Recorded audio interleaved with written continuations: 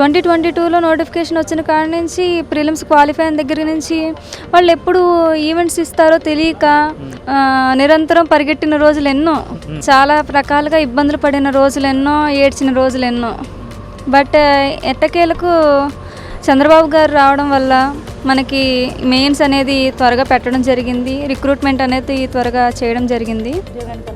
ఉద్యోగాన్ని కల్పించినందుకు, మమ్మల్ని నిరుద్యోగుల నుంచి ఉద్యోగులుగా చేసినందుకు ఆయనకి చాలా ధన్యవాదాలు. సీఎం గారి ద్వారా వీళ్ళందరూ కూడా ఈ రిక్రూట్ పత్రాలు తీసుకుంటున్నందుకు, అపాయింట్మెంట్ ఆర్డర్స్ తీసుకుంటున్నందుకు నాకు చాలా సంతోషంగా ఉందండి.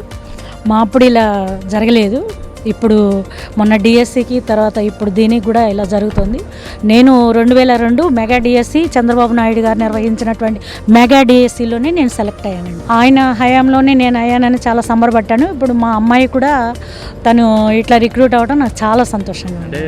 బాబు వస్తే జాబ్ వస్తుందంటే నిజమేనా? అది మా విషయంలో అది సక్సెస్ అన్నట్టే కదా, కరెక్ట్ అన్నట్టే కదా.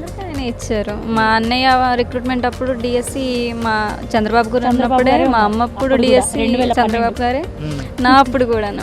ఒక ఇంట్లో 3. అవునండి, అది మా అదృష్టంగా భావిస్తున్నాం.